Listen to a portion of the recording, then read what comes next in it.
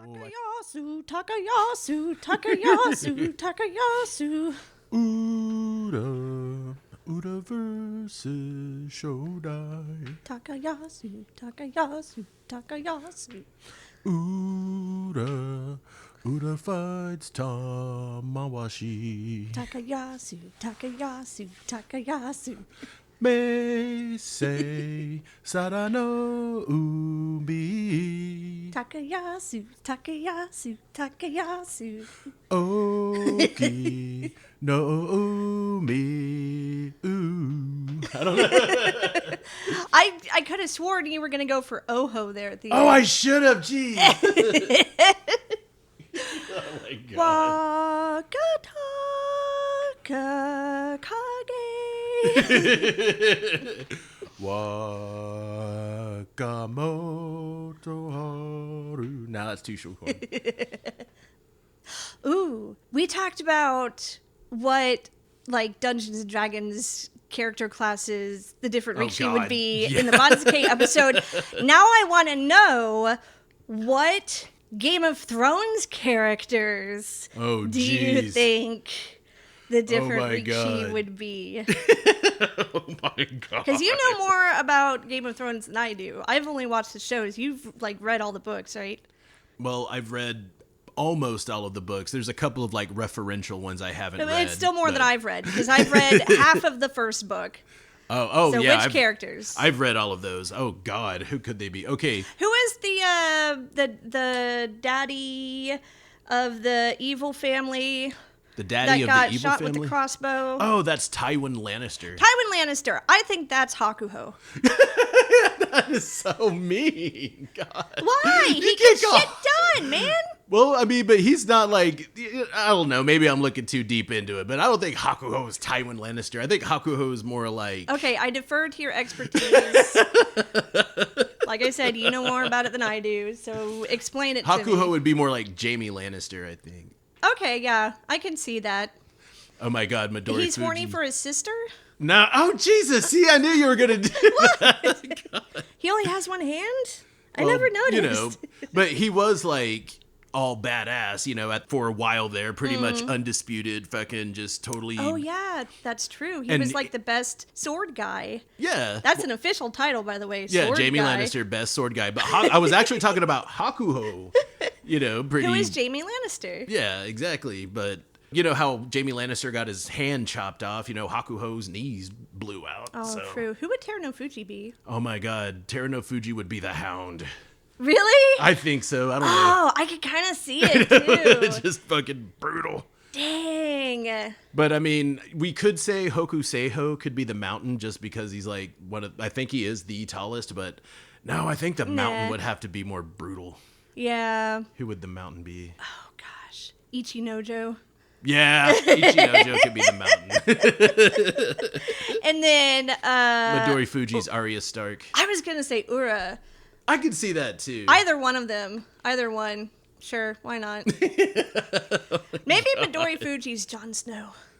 You just want Midori Fuji to be Jon Snow. You want him to ride a horse with his hair down through the snow, wearing all black. What? I don't even like being cold. What are you talking about? Oh, but I know you'd like to see Midori Fuji. That wasn't even the hottest character in that show. I'm having a hard time thinking who was hotter than him right now, but maybe we should just start the episode. Sumo Punx, Sumo Punx, Sumo Punx, Sumo Punx. Sumo Punx, Sumo Punx, Sumo Punx, Sumo Punx. Sumo Punx, Sumo Punx, Sumo Punx, Sumo Punx. Sumo Punx, Sumo Punx, Sumo Punx, Sumo Punx.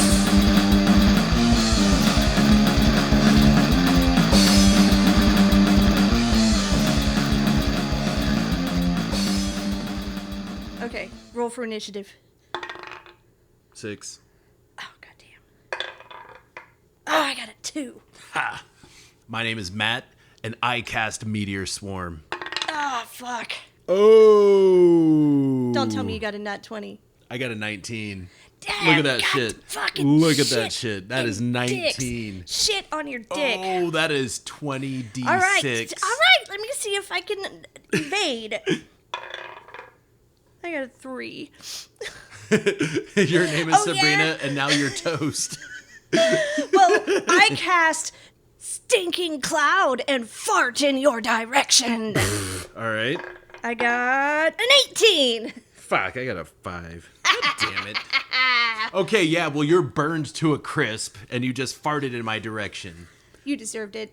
And this is Sumo Punx. You will never escape my stench. Okay, I just rolled an 18. I do. Damn it, motherfucker. Okay, we're gearing Wait up. until I get my ass resurrected. We're gearing up for high fantasy sumo. We are gearing up for a lot of shit. A lot. So, as everybody probably knows by now, Consulate's Cup is coming up in a couple of days. We're this close to it. Itty bitty. So that's going to be on September 3rd. And yes, Sumo Punx will be there at Dreamland in Dripping Springs, Texas. Stinking up the place. Yeah. That's what we do best. With my stinking cloud of doom. Matt's actually going to be judging for lightweight and middleweight, light heavy. I'm just gonna get in. I'm getting in where I can fit in. But yeah, I'll be doing some ringside just judging. Not heavyweight. Just not heavyweight. Because you can't judge yourself. Nope. And then I may be doing some commentary along with Sumo Kaboom and or Grand Sumo Breakdown. I think, and Sake and Sumo. And Sake and Sumo, I think they're just going to kind of file us around in there. Yep. We have been doing a lot of preparations for this tournament that's coming up. Before we get into the details on that, though, we do want to mention there is also the U.S. Sumo Open in Long Beach, California on September 10th. So that's going to be 1 week after the Consulate's Cup. Then the Beer City Sumo Open at City Built Brewing Company, Grand Rapids, Michigan on October the 1st, Clay Dohyo. And Gabe made the dohyo himself. Yeah. Or is making the dohyo himself. Is making the dohyo. Yeah, I don't think he's made it yet. It's a whip. It's a work in progress. Yeah, exactly. After that, there is the All-American Sumo Classic at the Mr. America Sports Festival in Atlantic City, baby. That's New Jersey. October 8th. And then the Houston Open Sumo Tournament at Tokyo Night Festival in Houston, Texas on November the 12th. And of course, that's going to be hosted by Shogeki Sumo Club, part of the Texas Ichiman down there in Houston. We had a really badass Daigeko like a few days ago, and Nicholas is fucking strong. Dude, Nicholas Tan is a fucking badass. He's a also, beast. He's in this episode. Yeah. And he's got a lot of, like, really just interesting and deep things to say about sumo. And, of course, specifically lightweight sumo, which is what this episode is about. Now, there are going to be, what was it, like 20 different lightweight something wrestlers? about, like, 20 competitors in lightweight. And we're talking like national champions. We're talking people from the USA team, from the World Games recently in Birmingham, Alabama. Like really stiff competition, especially there in lightweight. There's some pretty mean heavyweights showing up as well. Oh, yeah. There's going to be a buttload of heavyweights. I know, I believe on Sake and Sumo, they mentioned Angel De La Torre is going to be there. Mm-hmm. Ben Marquez is making his triumphant tournament return. Mm-hmm. Sean Jackson. Oh, Sean Jackson from Vegas. Man, that dude slaps the shit out of people. And then, of course, all of the Dallas heavies, we're going to be there. We're showing up in force. But back to the lightweight, there are going to be just so many lightweight competitors at this Consulate's Cup. There's going to be JJ from out in California. From Honu Sumo.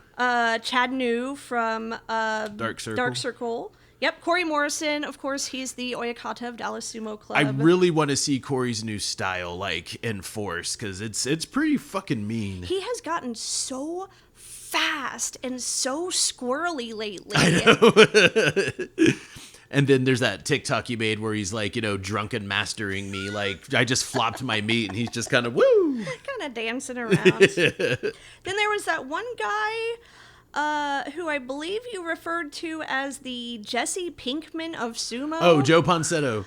I don't understand what that means. Explain that to me. There was a picture of him at Nationals where he just bears a striking resemblance to Aaron Paul. Oh, okay. So he looks like the actor that plays Jesse Pinkman from Breaking Bad. It's not because he does a lot of meth. No. Okay, good. No. Nothing like that. Okay. It's just that, just that picture, the first thing that went through my mind was like, yeah, sumo, bitch. But man. I really want to meet that guy. He just seems really fucking cool. And he is a fierce fucking lightweight. Like, I always hear Justin Kizzard talk about him, so pretty stoked to see him. Yep. And then there's Brandon McLeod. Oh, yeah. He flopped my meat, too, along with JJ. You've just had your meat flopped by so many great competitors. Lightweight competitors, too. Yeah. It was my first tournament. I was kind of, in my own head. But now, I feel a lot more prepared for this one, so. Of course, some of the awesome ladies are going to be there as well. There's Liesel from Dark Circle Sumo Club. Yeah, Liesel Rickoff and Elizabeth Salazar, I know were mentioned specifically. I'm not sure who else.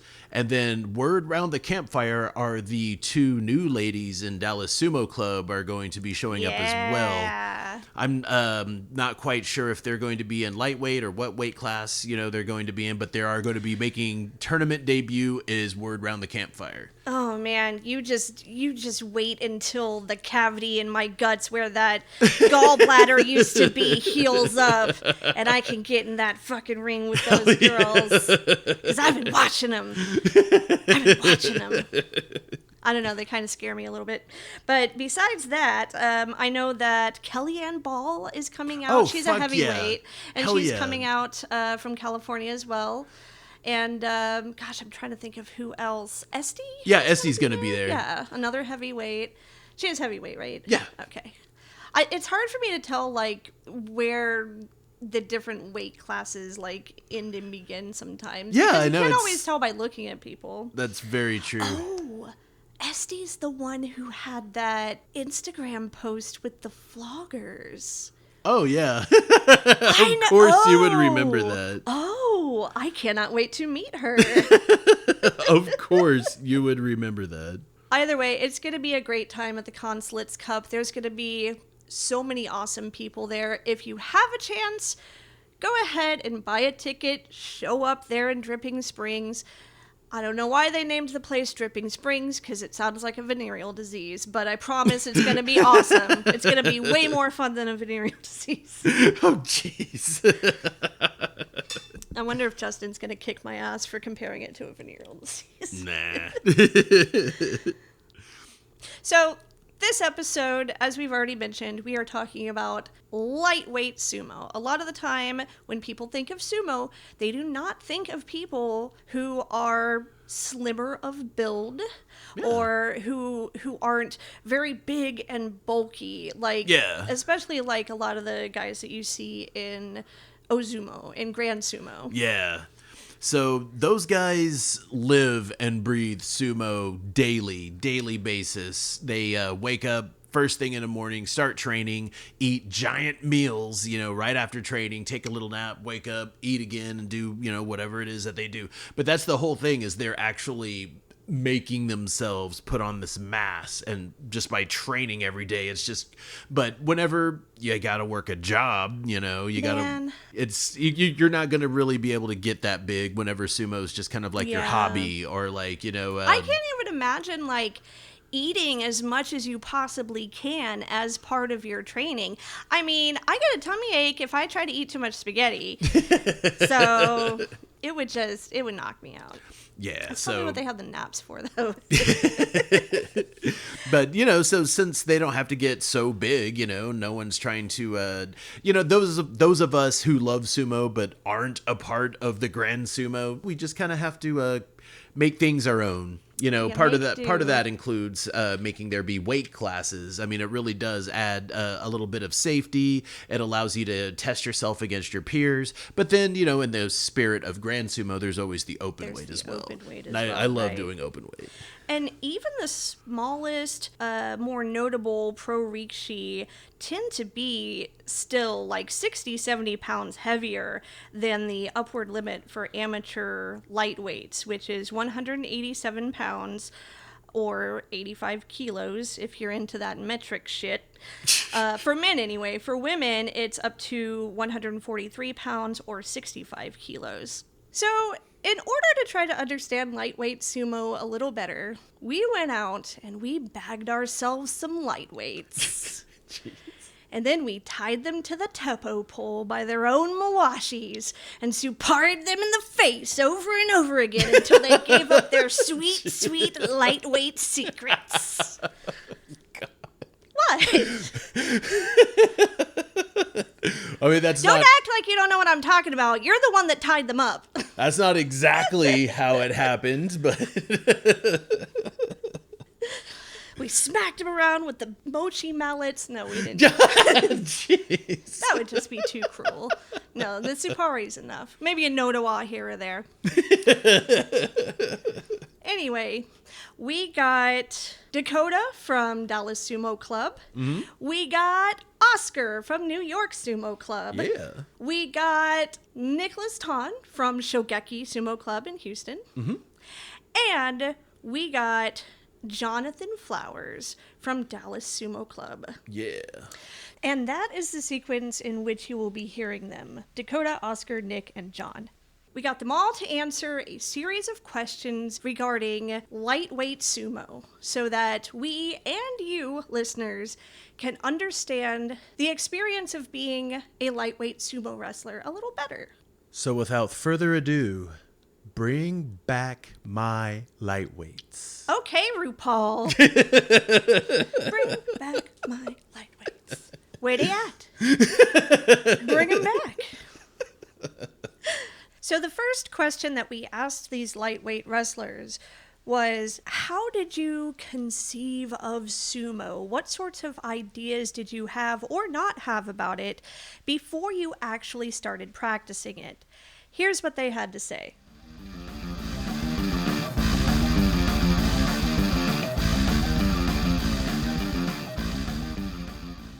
So when I showed up, I knew pros didn't have any weight classes. I knew there weren't weight classes in collegiate sumo in Japan. So I kind of walked up and I was like, oh, I'm way small. I walked in and I expected to see a bunch of people who are Matt's size. And then I walk in and it was Corey. Yeah. Just Corey. And I had just walked in and he looked at me and he's like, you have compression shorts? Yeah, you told me to bring some. And he strapped me into my wash and he's like, all right. And then I'm sure that's when you learned, oh, there actually are weight classes for amateur sumo. He did not tell me that. Or he didn't explain that to you? No. Oh, man. No, I made it through about a solid hour of my first Keiko before I learned there were weight classes. Wow. Good job, Corey. Good job. And it was John who told me. Oh, shit. He was really excited that I was a lightweight joining and I wanted to wrestle and stuff. He's like, yay, another one. But not to sound like a horrible person, I found it a little easier than I thought it would be. I fully expected immediately to just get like launched every time I walked in. And my first time I actually won a match against someone who was trying pretty hard to beat me, but it was surprisingly not as hard as I expected, but it was more brutal than I expected, especially since my first day I got to fight Matt. And as gentle as you are, fighting you is really hard. The skill it takes for a small guy like me is pretty difficult, but I knew that was coming. Right when I got strapped up, I was like, oh, I need some skills. I need some skills fast. But I didn't expect the toll that it would take on my legs and on my back. And when I first started, I had the habit of having my head down when I'd launch off the tachi, so my neck took a lot of damage.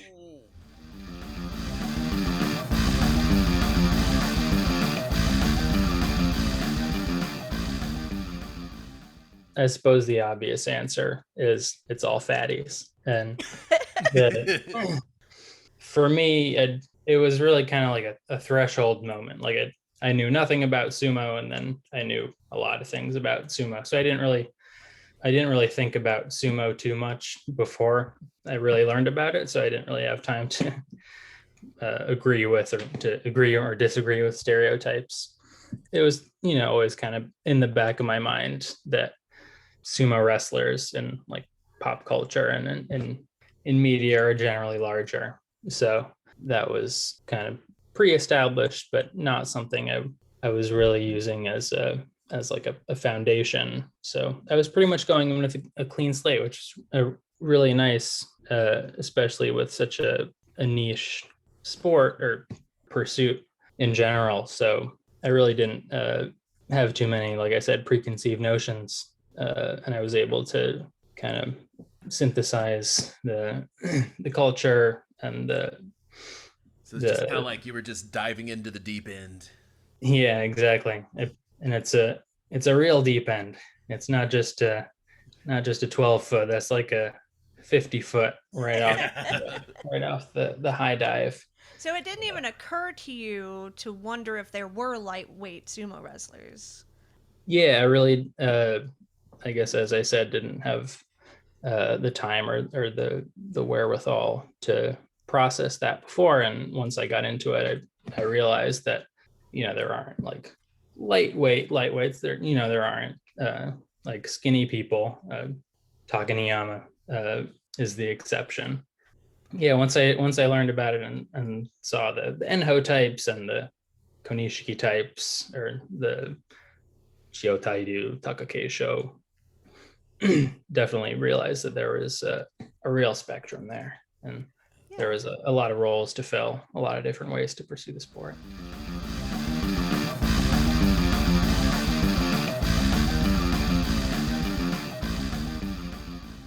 I don't think I was really influenced that much to any media because I didn't really see that much about it, and it was never kind of on the forefront of my mind. Because my main like introduction to sumo wrestling in general was, I do believe I watched videos of sumo, like the pros in the Makuchi division wrestling before, and then I never really followed up on that. But then when I watched that, I think I was like, oh, okay, so there's something to it. And then I think there's maybe like a couple of months and I watched the anime and I was Hinomaru Sumo and I was like, okay, cool. And then I went into it, and I guess what I would say is, in terms of what I thought as a preconceived notion, was when I did enter it though, for my first tournament, if I mentioned it before, so then the first tournament at the San Antonio tournament, they're like, oh, no experience. And yeah, I was like, I have no experience. I will go do it. Went to San Antonio, competed. And of course, I was placed against Justin, who is amazing, and and also Will. So my preconceived notion before, because I did not look into the amateur sumo rules with like the, you can't like wind up and like do a hooking motion for slaps. So my original plan was, I'm going to go in there and just smack the hell out of it, because I before sumo I trained boxing for like 2.5 years. I competed at Golden Gloves, so I was like, I'm gonna just do this. And then I walked up there, and then Tom was like, all right, no hitting. I was like, okay, well, that is my plans out the window. I can't do that. So then I lost all my matches against both Justin and Will, who was also an Austin Dark Circle sumo member at the time. And I do really like the fact that I got completely destroyed, because it shows the difference in levels. And I was like, okay, there's definitely something to this. Like, I saw it before and I realized, I was like, okay, this is it. There's a lot of skill involved. And then now that I was in the ring and able to feel the difference in, I'll say, a skill level of someone with no experience to someone who fucking Justin, who is national and everything, and felt the huge skill jump. I was like, okay, I like this. This is something I can do, because there's more to it. Yeah. Yeah, so before you started actually doing sumo, it sounds like what you're saying is you kind of just assumed that it would be something easy for a beginner, that there wasn't really that much skill that would have to be built up. For the most part, yes. When I did watch like the pros, I was still like, okay, so it's legit. But then I was like, okay, well maybe I can, with my background, I'm able to just really wail on them, and then do that. Okay, so you thought your boxing skills would help you in the dojo, basically. Yeah. And then learning that I could not do a hooking motion, which was my whole plan. No, when that was taken away from me, and then seeing that there was a lot of skill, more skill than I believed involved, is what really got me into it, I guess. Actually, that's not really an answer that we've heard yet so far. But I think that that's probably a common thing, that most people probably do assume that the only skill you need is to be a big dude and then to crash into another big dude. See, I thought that whenever I first started. Like, I was like, man, if I could just, like, get my stamina up, get my wind up, it's like, I could do that. I could fucking just flop myself around. Yeah. And, you know? And then I went up against Corey and Jared and Johnathan Flowers, and I was just I was flopped around. They flopped me around that motherfucker. They flopped your meat all over the place. But it was fucking great. Like, I was addicted, like, after that. Like, after I got thrown around and, like, I came home and, like, Sabrina was like, you're glowing. I was just, that was awesome. Absolutely. But I thought I was going to go in there and just be a big dude. It's just like, oh, geez. How arrogant was I? Damn. Yeah, absolutely. There's a lot of people who are, like, big, and they'll come in and they're like, because we do a lot of demos here in Houston, and a lot of times there's two main people that always gets picked. It's always like the really big guys or the really small guys. It's just like the people in between doesn't get really picked that much for the audience to wrestle against. But yeah, sometimes when there's like the really big guys, sometimes they want to wrestle the really small guys, and then like sometimes our small guys will still throw them out and stuff like that. And I'm like, you thought? Yeah. See, that just proves that it does still take a lot of skill. Absolutely.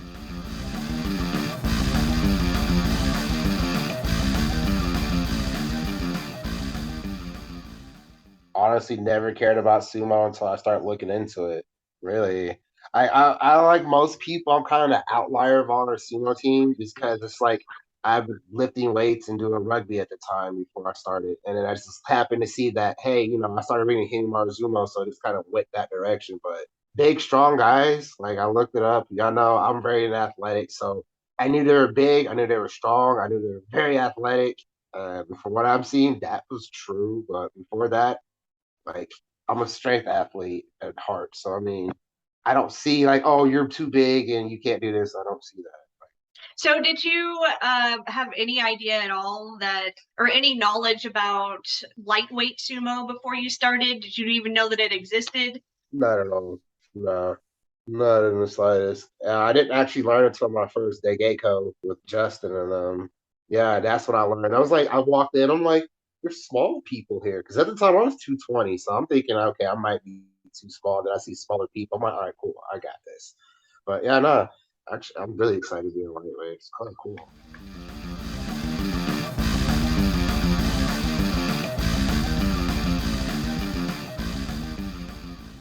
You know, I kind of expected that most people's first thoughts about sumo before they actually started doing it themselves would be that it was all just a bunch of huge hulking guys. Yeah. But I was a little bit surprised to hear how many of them said that when they did start doing sumo for the first time, they actually had a lot of other lightweight wrestlers to train with. Yeah. And, the person that actually taught Corey Morrison and Jared Tadlock kind of how to run a Keiko was a lightweight, it was Justin Kizzert. Yeah, Justin. Yeah. So it's kind of like the whole, lightweight sumo aspect of, just American sumo in general. I mean, it's pretty much that's in its most accessible form, I think. I would say that, yeah, you probably would find a lot more lightweights in the U.S. than you would in Japan.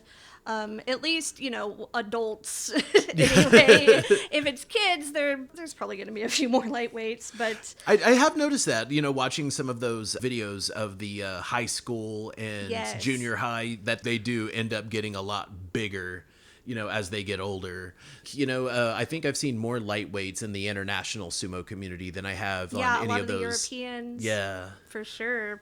And another thing, too, that we've talked about so often before is how I think it was at least 2 of them mentioned that Hinomaru Sumo, the manga and the anime, was like what first piqued their interest in sumo. And then, Hinomaru's not even like really big, big. I mean, he's muscly. Oh, yeah. But he's not like big like Ozeki's big, And they even got that one character that's basically Dakota. Who, Mitsuhashi? Yeah, the little skinny guy. Yeah. After the time skip, though, Mitsuhashi got all muscly, and I think he's the captain of the high school sumo club now, because he was like the youngest whenever he joined in the manga. Yeah. And then after Hinomaru went pro and everything, then he was part of the sumo club, and they were showing him he's all like muscly and nice. But let's go ahead and listen to the answers that they gave for the second question we had for them, which was, how do other people react when they find out that you are a sumo wrestler?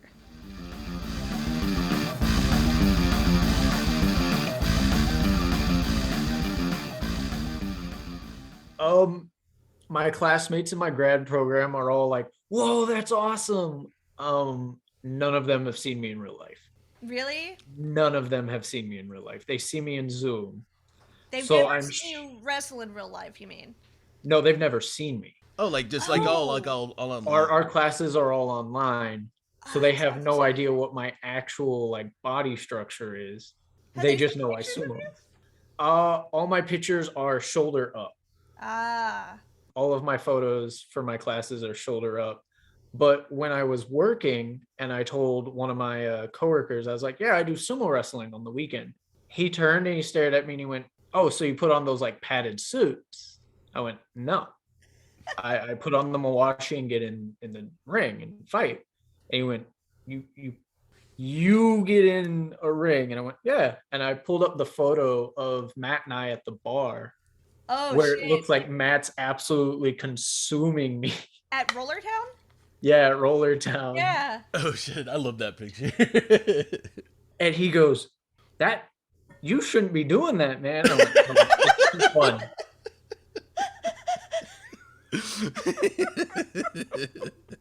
He's like, that guy's so tall and he's bigger than you. And I was like, yes. Roller Town was a great day for you as well, because we got that awesome footage of you and Khalil. Yeah, that was fucking fantastic. The spider monkey. Yeah. Like he was just carrying home the groceries, man. That's actually what he compared me to, was carrying groceries into his house. Trying to carry all of the bags on the first trip so you don't have to make a second trip. Damn.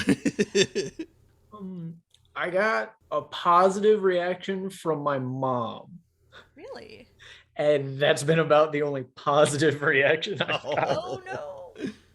My grandparents, before they passed, were really concerned about my health. They know I have really bad joint problems. So they're like, are you sure you want to do that? And I was like, yep.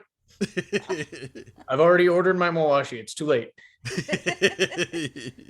And my girlfriend's family, much like the people at Roller Town, see me as a spectacle because I do it. The people at Roller Town were like, this little dude is getting in there.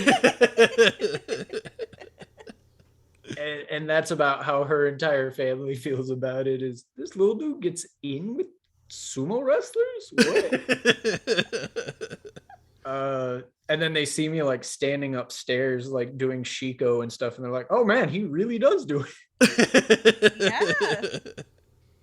I did have someone who's really important to me actively try to stop me from going to Keiko's and stuff. That was kind of a toss-up between concern for my well-being, because it really started to kick up trying to stop me after I got injured at the fall festival in 2021, where I landed on my leg and partially tore one of my quad muscles.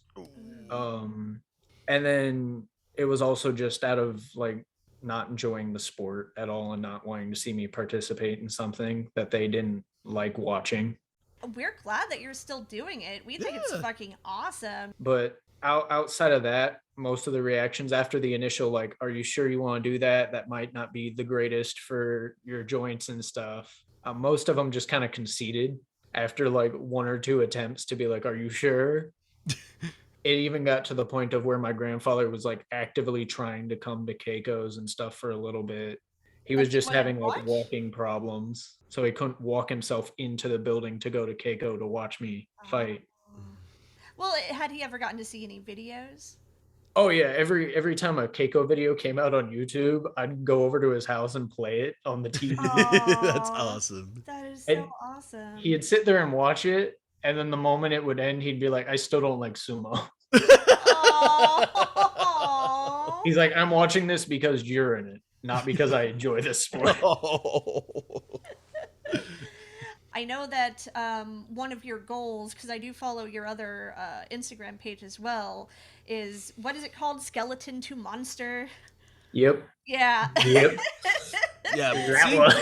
Seeing that progress throughout like the entire year, I mean, now you're like all fucking, your arms are all beefy and stuff these days. It's like, I really have seen like a fucking true progression. It's really fucking awesome. Hell yeah. Yeah. Was that one of the reasons why you wanted to start sumo, is to, you thought that it would help you move further toward that goal as well? I wish I could say it was a great reason. Oh. I wanted to start sumo. So I watched Enho and Terutsuyoshi fight, and I was like, whoa, that's badass. Fuck yes. Hell yeah.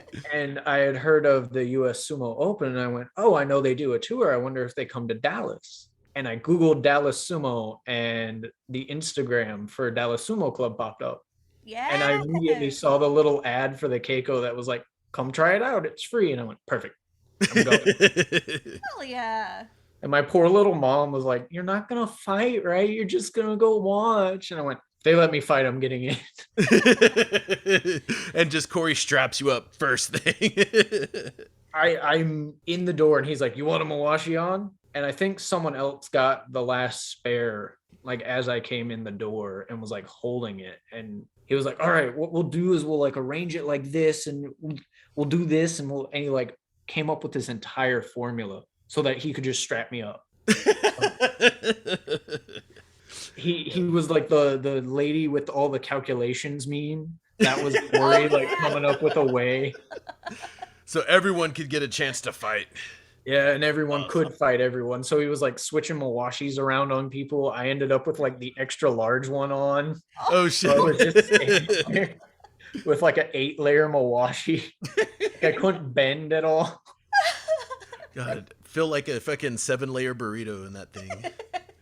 Jeez. Now, am I mistaken? I have some sort of vague memory of hearing that you had a children's Mawashi for a while. Was that right? My first Mawashi I got. So I went to order a Mawashi, and my girlfriend ended up beating me to the punch. Oh. And bought a Mawashi she saw on eBay, and it was it said donated by the Japanese Sumo Association. Oh, wow. And she was like, I'm getting him the best thing that's going to show up to Keiko's ever. And it came in, and I pulled it out of the box, and it came in like a full-size box, like it was a full-size Mawashi. I pull it out of the box, and it was really thin and really short. And I was like, that's strange. And I took it to Keiko. I was like, well, it just must be a smaller one. Whatever, no big deal. I show up, and Corey goes, what is this? What is this, Dakota? Where'd you get this? I was like, I got it for my birthday.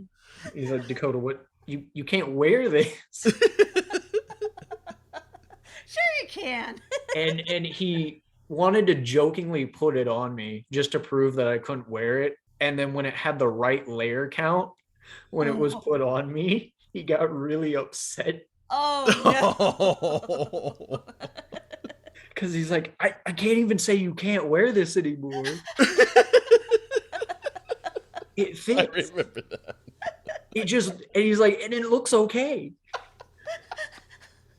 Yeah, he was concerned that they wouldn't let him compete. Like it wouldn't be like regulation. Oh yeah, true. So. That makes sense. But still, he was just like confounded. I remember that day.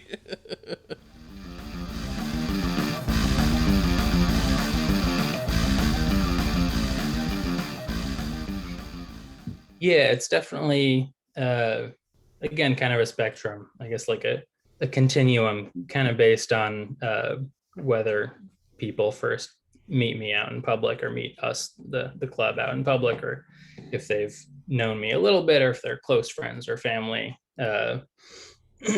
Definitely get a lot of, not like reverse heckling, but kind of like heckling, but like, hey, why are you so skinny out there? What are you doing, sumo? You this scrawny boy.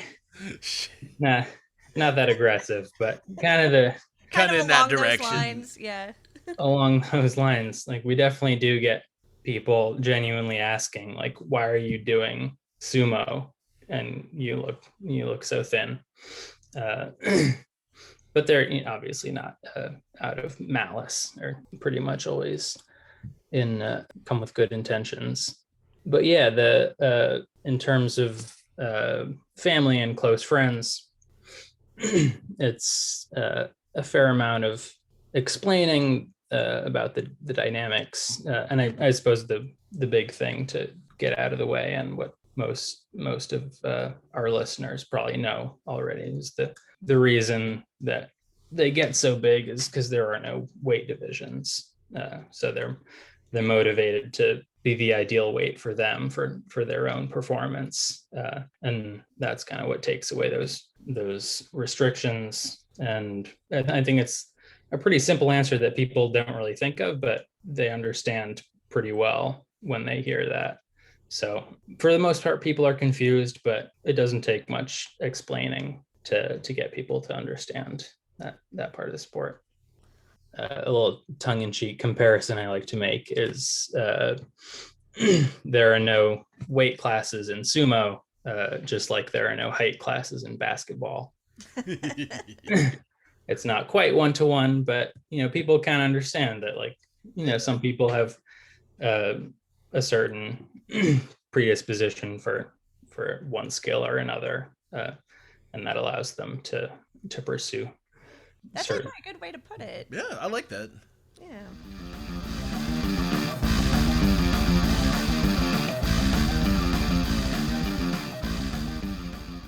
Honestly, there's a few people that are like, oh, well, that's interesting, that's surprising, but well, a lot of people I've told who are maybe like my coworkers were like, oh, okay, like just like really breezing by that fact. So it's there are some people who are surprised, and some people who maybe try to hide the fact that they're surprised. I don't know, but there's a decent, like the doctor that we like I mentioned before. He just kind of he's like, I was like, oh yeah, so I got this injury in sumo wrestling. He's like, okay, sumo wrestling, got it. Yeah.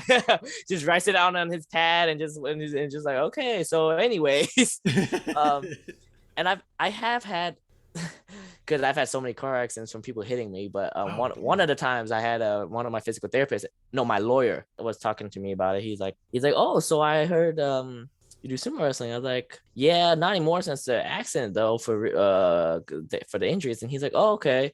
He's like, well, I used to wrestle in high school. And we were just talking. So like people who like maybe wrestled in high school or something like that, they'll talk to me, and they'll try to sometimes see some of them, or maybe more on the arrogant side. But then some of them are very inquisitive. And they're like, so what's the difference between you? Like, so what are the rules? Like, what can you do? So yeah, it's a big mix of everything. A lot of people will, when I say, like, when I will mention someone, they're like, and some people be like, really, I would not have thought that you do, or they'll say things like, oh, you do not look like one, or things like that. I don't think they really follow up too much with that. I think it's more of I follow with their statement. I'm like, oh yeah, well, the reason is because of, like, in the amateur rule set, and I do always emphasize, it's like, this is also the same amateur rule set that they use in Japan when they do go by the amateur rules, that there are weight classes. And I explained it to them. But even when I explained it to them, they're like, wow, that's a big jump in weight classes, 187 below, 187 to 254, 254 and up. It was like, okay. I mean, I guess they're really separating you from the big boys, but you can still be really light, but really heavy. You can be like 220 versus 250, 189 versus 250, like all of that kind of thing. So in general, yeah, they do. A lot of people are very surprised, and they're like, those are like the main two things. They're like, yo, you don't look like one, or oh, I wouldn't have assumed so because you're not that big, or things like that. Yeah. Oh, here comes Sorry, the cat. It's fine. I don't know if you heard that or not. I did. Have you received any sort of like negative reactions from people ever? Because you had mentioned just a moment ago, some people kind of come at you with the sort of arrogance. Yeah, so I think and when I say that, there's not many people that have said it said like that. It's probably like I could probably count like maybe on one hand how many people have done that. So it's like vast majority of people are positive, even in the combat sports or other martial arts area. A lot of them are for the most part positive. But yes, so I have come across a couple people where they're like where they talk about it in more of a like, oh, I think it wouldn't be that hard because I can do this or I can do that. And so maybe like the way kind of like me when they looked at it from their perspective at the very beginning, where they're like, oh, you know what, I think with my skill set I can carry it over and still beat you guys basically. But like I said, the vast majority, like 95% of people are positive. Like at the gym I train at, we have an MMA club, I guess, or dojo or whatever you want to call it, that trains there. And and every now and then we see them, and then they'll talk to us. Sometimes they're like, oh, and then they'll be inquisitive. They'll be very open-minded. But there's a couple people here and there that are maybe just a tad bit arrogant, but they're not like straight up disrespectful. They're just like, the way they talk about it, I guess, is like they're just like, oh, I think if I do this and this, it would work out perfectly fine. And I'm like, I don't think so, but I don't know. Kind of like just trying to size you up. Yeah. From their own martial arts experience. Yeah, exactly. I've gotten that a lot too, and it's like, well, okay. Yeah, I'm like, Sure, okay, if that's what you think. Yeah, so I'm always like, you may be right, you may be wrong. But then also to me, whenever anyone does do that, I'm always like, just you wait until Justin wrestles you. That's good.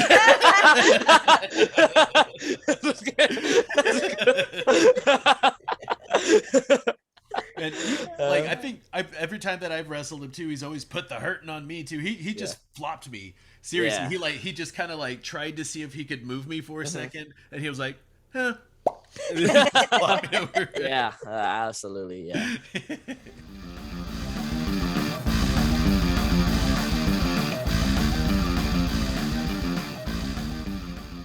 It depends on what I told them ahead of time about myself. If they knew I do martial arts, period, they're not really surprised.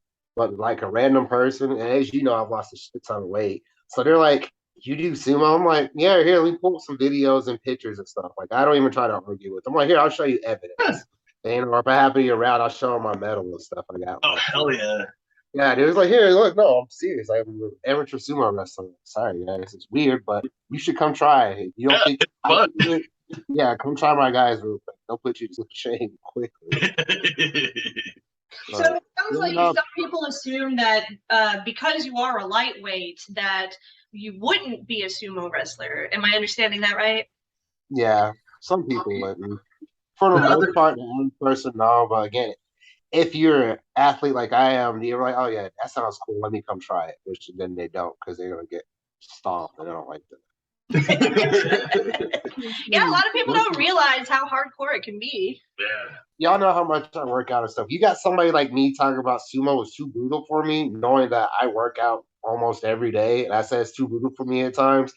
Yeah, no, you need to take that serious. Like that, see me go and go and go until I can't move, and then it's like, okay, I'm back up the next day. Let's do it again. So yeah, no, dude. If I'm telling you sumo's brutal, I'm not joking when I say that. It's a tough one. I'm surprised I walked out without re-injuring myself today. Like, I'm really happy about that.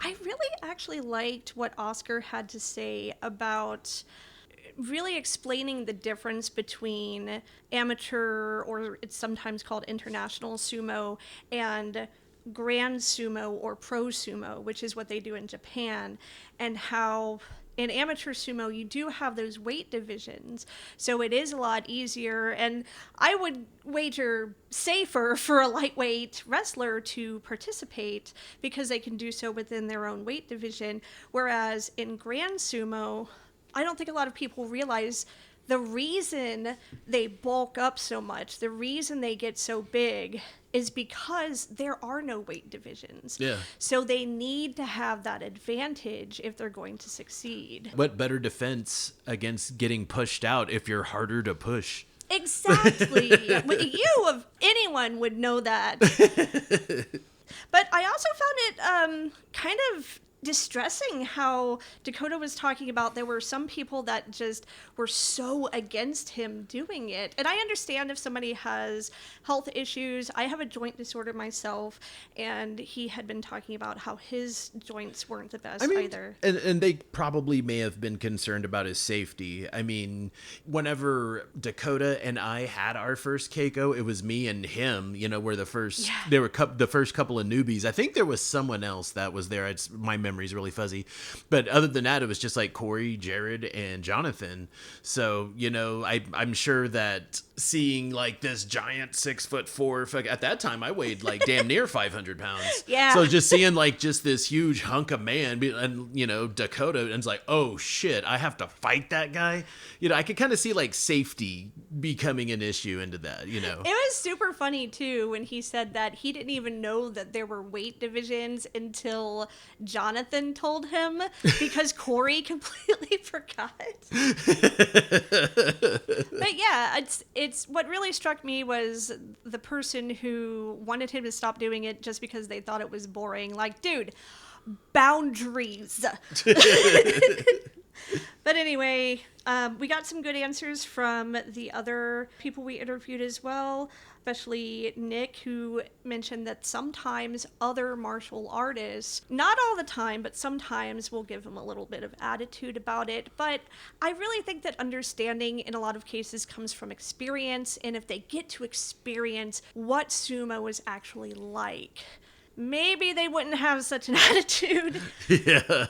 Who knows? Sometimes, you know, you just find those types, and I know you know what types I'm talking about. Yeah. Where you mention you do a martial art, and they have to one up you on everything that you tell them, and then, you know, even though you're like, well, that's cool, you know, you could do jujitsu and MMA, that's fine. I like my sumo. Well, you could try to use your sumo on me, and I would just do this move. Okay, meet And me it's in like, the dojo and see how you do. I don't know. I just know so many of those dudes like from back home, and it's just like, oh god. Well, that's Oklahoma. Yeah, that is Oklahoma. And we all know how Oklahoma is. But for the record, most people do have either a neutral or positive response to it. Yeah. So the next question that we asked these guys was, do you find that the way you go about matches with other lightweight wrestlers is different from how you go about matches with larger wrestlers, so middleweight or heavyweight? And do you feel that either one is easier or more difficult?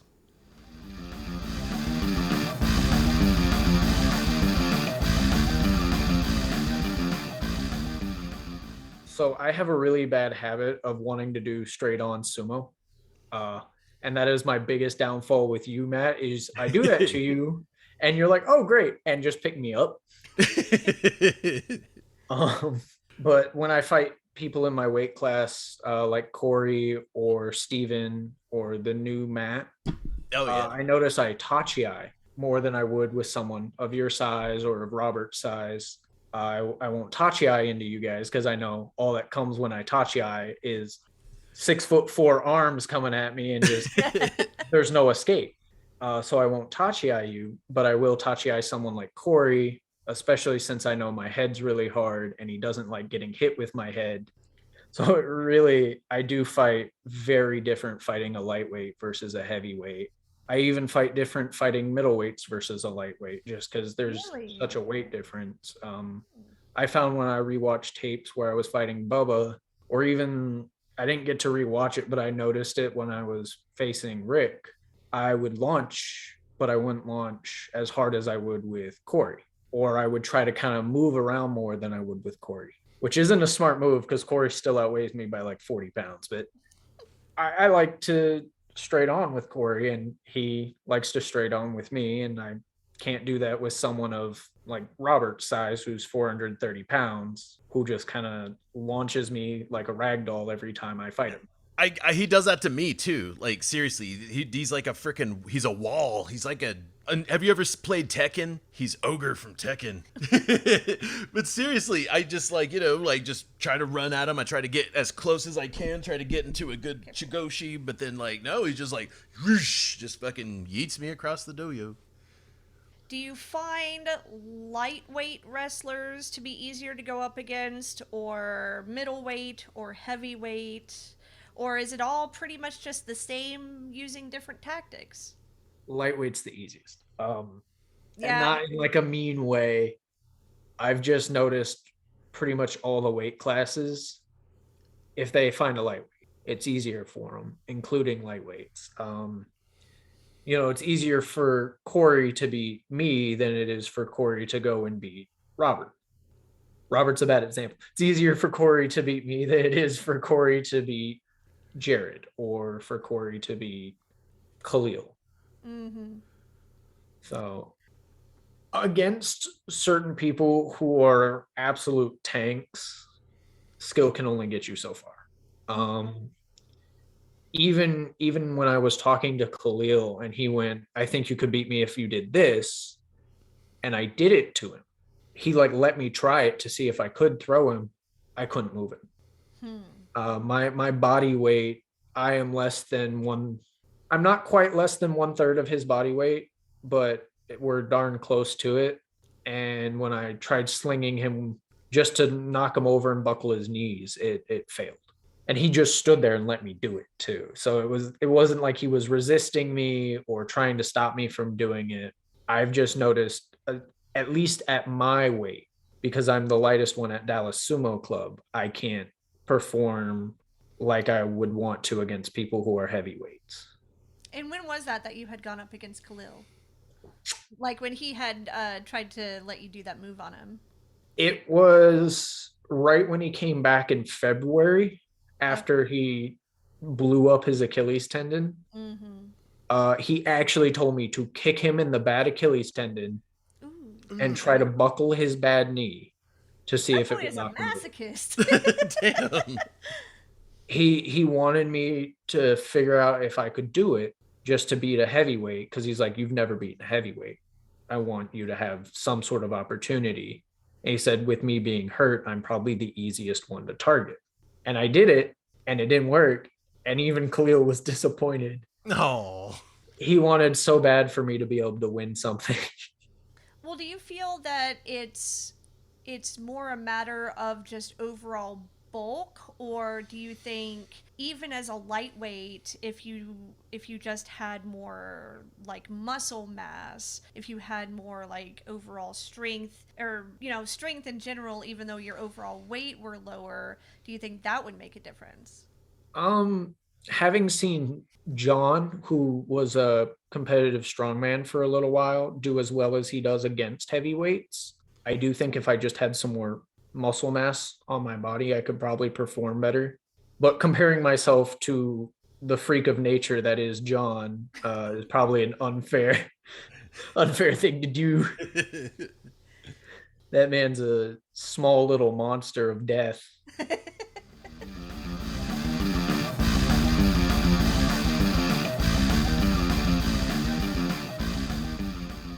Yeah, definitely a lot scarier. I mean, I'm good friends with our heavyweight James, but it is not a walk in the park, so to speak. Although it is essentially. Hey, don't you guys practice in the park? Yeah, it's a more difficult walk in the park than it would be otherwise. But yeah, it is as a shorter guy. it's hard to set up for a tachiai, put your hand teutsuite, and just look up at a guy who's significantly taller, let alone like wider. So it's the first few times it was pretty daunting, and it's gotten less scary, but that's not to say I've won anymore. It's still quite definitive how much the weight the weight difference matters. He wins probably 10-1 on me with that weight difference. He's like almost twice as heavy as I am. But yeah, it is a lot more comfortable to wrestle in my weight class. I'm about 15 pounds below lightweight, like 172, and lightweight max is 187. So that's where I'm trying to get to. So I'm not quite there, and there's still kind of like some room to grow, literally. But all of our lightweights for me are a lot more fun. I mean, just personally more fun, more dynamic to fight against, easier to develop techniques. Even our middleweight as well, kind of the transition between lightweight and heavyweight kind of allows me to develop different techniques as I'm moving up towards him, trying to notch a few more wins practice after practice. But it's really it's an uphill battle against James. It is really hard being a lightweight against a heavyweight, no matter how much technique you got. I was kind of thinking, because I'll try not to get too esoteric here, but I was a rock climber in high school, and there's essentially two types of rock climbing: bouldering and sport climbing. One is bouldering is short, and sport climbing is tall, and it's the same moves, you're doing the same things, but one is short and one is tall. So those two like basic differences create like a vastly different array of skills. And I've kind of realized it's the same thing with weight classes in sumo. In this case, I've had to develop different techniques entirely, stuff I wouldn't think about at all against a lightweight, and vice versa. Stuff I do against James, or against lightweights, or against James or any other heavyweights that I wouldn't do against lightweights. Yeah, when I saw you fight Tyler Vino down in at the Iron Belly tournament, man, like that dude is like totally vicious, but just seeing you, like the way that you reacted to his movements, it just seemed like your muscle memory, like, was just very well developed, and I could see like those skills, like those dots connecting, like in your style. It was really cool to see. Just like, it was just like high speed chess almost. It was badass. Yeah, I remember you mentioning in the commentary high speed chess, and it really did feel like that. And that was something I was gonna bring up as well, at least for me, because for those of y'all that don't know, Iron Belly was my first like competitive experience. I've been training for a couple of years, but haven't been in any real competitive settings, and it's so totally different. And the way I describe it is it turns off the human brain, turns on the lizard brain. So everything you've internalized in training, like training is great, everything that you do adds a little bit, but you can never access that conscious part of that recollection. So you can only use, or I can only use, that internalized, that muscle memory, that part of training. So it was all instinct, wasn't thinking at all. It was basically teutsuite hakioi shobuari. I had no thinking. It was like being transported from hakioi to shobuari. But at least on the footage, it looked good. I think I put up a decent fight against Tyler. And that's what it was really freaking cool. Like, I don't know. It's just like both of you guys, because I could just tell you were pulling every trick out of your bag. And then like, he's a barbarian.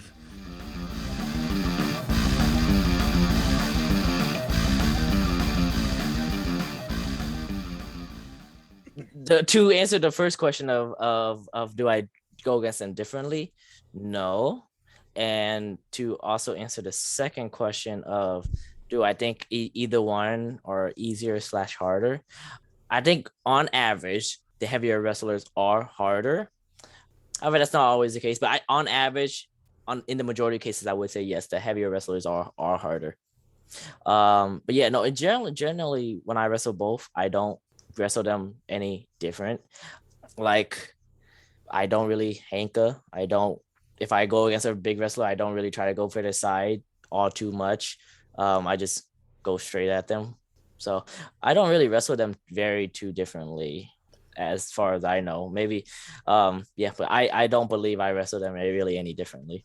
The main reason for that is if you really like want to go into it. But I guess for me, that's just kind of like the sumo way.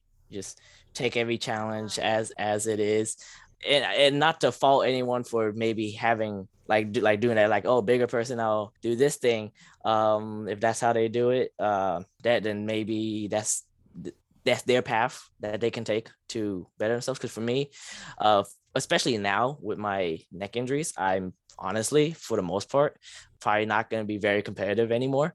Just like, and like if I were to ever wrestle, I feel my neck is like hurting for like the next week or something like that. So unless I can do like major physical therapy and like really put in high gear and something like that and fix it like really well, because it's definitely very uncomfortable. It's like I have 4 herniated discs. 2 of them were considered ruptured. So not good. So for the most part, right now, it's not. I'm not very competitive anymore, unfortunately. But yeah, I think it really just boils down. The main reason I do that is just kind of like the sumo do kind of thing. To me, because there's if you want to get into like budo, which is like the martial arts and whatnot, there's supposed to be like 5 states of mind for that. And just a really quick overview is like there's 5 of them, which is like shoshin, which is like beginner's mind; mushin, empty mind; zanshin, which is like lingering mind or remaining mind; fudoshin, which is immovable mind; and then the last one is supposed to be like one that people don't really attain. It's supposed to be senshin, which is supposed to be like enlightenment. But yeah, so it reminds me of like Maslow's hierarchy, or what's the other guy, Paget, something like that. Sorry, I majored in sociology. We got to learn all these things, but yeah, that's really cool, and I'm glad that you explained that to me, because that made something click in my mind. But for the record, too, I did want to say, even the people that we've already talked to who said that they do use different tactics with opponents of different weight classes, even they say that the heavyweights are always harder. So, that's interesting how you go about it, different than it sounds like most people do, and I'm really interested in hearing a bit more about that if you have any more to say. Yeah, no, so definitely. So for me, and I'm definitely like a big beginner in like the philosophy and culture behind like the whole like art of budo and like how it's supposed to translate to life and everything like that. But for me, the really big core aspect and core tenet of sumo is supposed to be fudoshin. So fudoshin, like I said, is supposed to translate to immovable mind. And the idea roots from a Buddhist deity named Fudo Myo, which is, if you've seen pictures of him, it's like this guy, and he has like a sword in one hand, a whip or a leash, it's like a rope, so some kind of rope on the left hand, and there's a bunch of fire around him. A lot of samurais back in the day had his image on their breastplate. So the idea of fudoshin is that you are conjuring, like, I don't know if that's the right word, but for a lack of possibly better words, you're conjuring his spirit and manifesting it. And you are having the most, how do you say, like, immovable mind. You have complete confidence in yourself. You just don't doubt yourself. If you really want to go deeper into that, so fudoshin, like I said, is supposed to like have complete confidence in yourself. You're like the highest possible level of focus, where like your mind is not affected by any kind of like external factors and things like that, and like you have no fear in your soul. And then that specific state of mind is supposed to be considered a defensive state of mind against something called the shikai. And shikai, shi is 4, right? You count Japanese, and kai is supposed to be like things that you avoid. So the 4 things you're supposed to avoid, or loosely translate to also like the 4 poisons, kind of like that. Yeah. Mhm. And then really quickly going into into that, it's like then that's like Kyo, which is surprise, Ku, which is fear, Gi, which is doubt, and then Waku, which is confusion. Just because like I said from the beginning, like me personally, I'm not really trying to compete against others. I'm just maybe possibly using others as a conduit to try to better myself. But the idea of Food Ocean is defending you against these shikai, because it's supposed to protect you against being surprised and things like that. Because like being surprised is not good. Also, like in sumo, like if you get surprised, you can get caught off guard. You're not fully engaged. They can maybe trip you. They do whatever. They push you back. Anything like that, and then it's supposed to translate in real life. You have to be careful with being surprised in just any life moment, because then you can get caught off guard, and then the big one, and this kind of translates not translates, but this kind of goes back to what you've mentioned before about people like being scared of like bigger opponents. Ku, which is fear, like I said. So like, especially if they're bigger than you or whatever, if you're fearful of them, you're not in a great place to start out the match. you're basically setting yourself up for failure. It's like if you're like like a rat or a frog or something going against a snake, you're going to be stuck in fear, you're paralyzed, and all of that. So you can't like let that go. And in a way, I think that can make it analogous is that I don't know if you've ever wrestled against someone like Justin, he's a lightweight, and he's not like crazy tall, but when you wrestle against him, you can feel how good he is. Like you already know how good he is, and when you go against him, you feel like his aura, right? Yeah. But then maybe you wrestle against someone who's 400 pounds, 300 pounds, whatever, and maybe they're a new guy, but in your mind they're already easier. They're like 400 pounds or whatever, but they're like the aura about them. You're like, okay, you know what, I got him. And that's kind of like, I think that kind of goes together with that, where it's like if you like, the fear can manifest into ways to make your opponent seem much bigger than they are. And like I said before, if you translate it to real life, there's a lot of things in life that are much like smaller problems than maybe you're perceiving it as. So that's just see, yeah, absolutely. And that's one of the big things that I really try to emphasize in my specific sumo training, to try to be able to channel a different energy, to avoid certain problems, avoid certain emotions, channel my body through a very certain way, because one of the core, like the pillars of sumo is like Shingi Tai, right?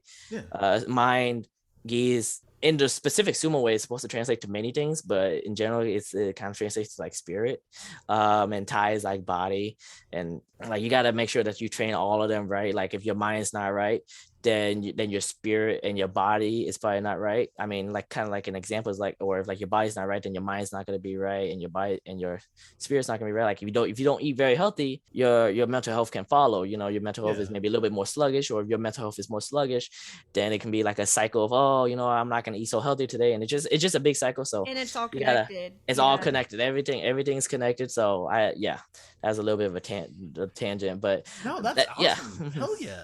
You're kind of putting, sumo as a conduit in which to kind of like channel discipline and channel spirit like into your life. That's fucking cool. Like I could really respect that. And you've even said stuff like that before on how it's been beneficial, like for your mental health, and kind of just helped you learn discipline overall and things like that. Yeah, sumo like really has just helped me like improve my mental health, my just living life day to day, because I have a lot of bad anxiety and depression and stuff, but like having the motivation to get physically better, to eat better so I can be physically better, and then tackle my mental stuff with spirit. Yes. If to actually just keep moving forward, in life, that's what sumo has helped me do. Just have the strength and the fortitude to just keep moving forward. And I don't know, that's my path, So the fact that you told me about yours that's fucking cool. Thank you. Yeah, I'm really glad you explained all that to us, actually, and it's making me want to kind of look into it more too.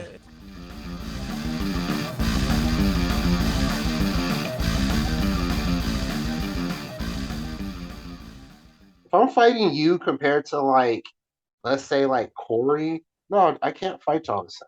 Like I go head up with Corey easily. I used to go head up with you. I can't do that no more. I have to get around you, bro. Like I will get destroyed by you head up. It's been proven. When's the last time I beat you, man? It's been about a year ago. I think a year ago is the last time you beat me. I'm not joking. Yeah, exactly. And I've lost weight since then. Yeah, no, dude. I'd have to come around too quickly. Corey, I can still go head up with, but even then, it's still not good for me. So yeah, you have to change your style up. Bigger guys, as far as tactics, are easier. It's just harder to pull off on them.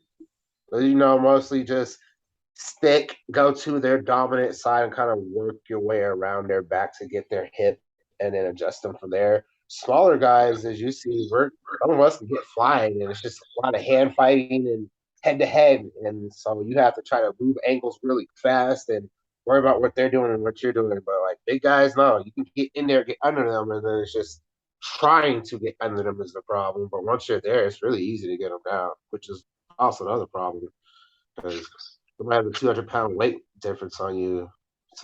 It's a hard dude to move.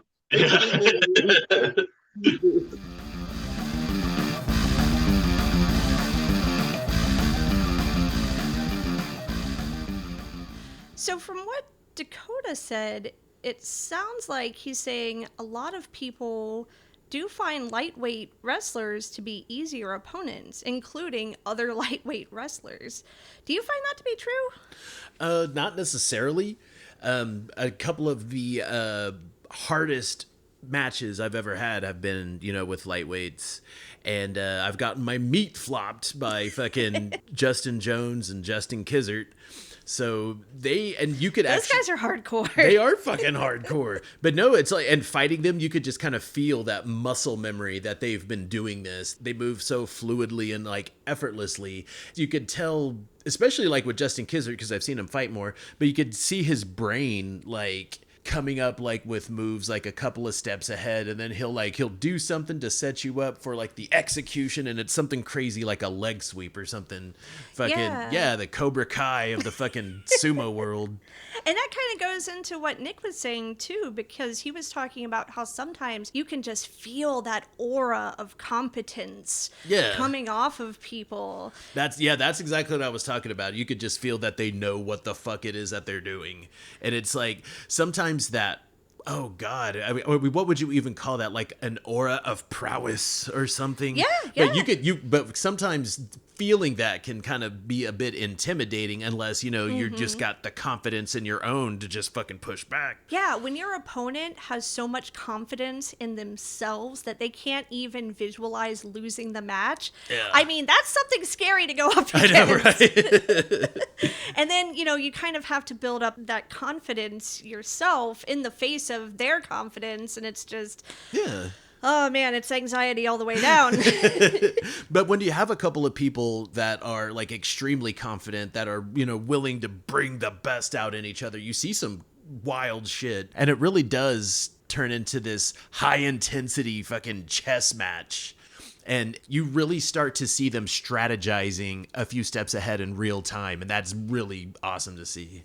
Yeah, and from some of the other answers that we got, part of that strategizing, for some people anyway, is using different tactics against people of larger size than yourself than you would use against another lightweight. Yeah. And unless you're Nicholas Tahn, who goes about every match the exact same way, but he's got his whole... just beautiful philosophy about it, and that's something that I really want to look into more, because it seems like something that can be applied to so many different parts of your life, not just sumo. Yeah, but I really like the way that he was explaining the different states of being from his Budo philosophy, and especially the Fudoshin, the immovable mind. I really liked that concept. I kind of feel like right now I'm at the point of the empty mind, just that kind of readiness, but to have that immovable mind, I think that's kind of like that confidence that we've kind of pinpointed in some of these more skilled athletes. That extreme power. That aura of prowess. It's their power level. In the anime, it would be like, some ethereal flames like, manifesting around their body or something. Yeah, no, it'd be if this was Dragon Ball Z, they would just fucking just power their hair up. would change color. Yeah.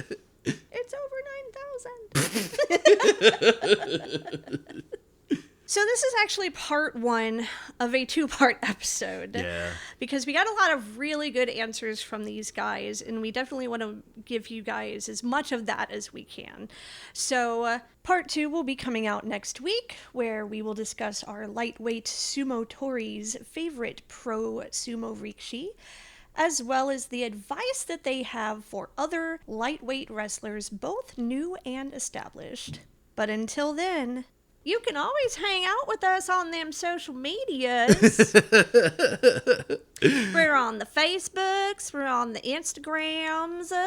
It's Sumo Punx spelled with an X. If you try to look us up on Twitter, make sure that you look up Punx Sumo, because I fucked up the Twitter. She fucked it up. I did. We're all over the Twitter. That's kind of like my my den of sin and debauchery. Yes, that's Matt's social media realm for the podcast. Mine is Instagram. His is Twitter. So yeah, most of the stuff you see on the Twitter, he's posting. Most of the stuff you see on the Instagram, I'm posting. And then we just neglect the Facebook page. I post stuff on the like Facebook. a redheaded stepchild.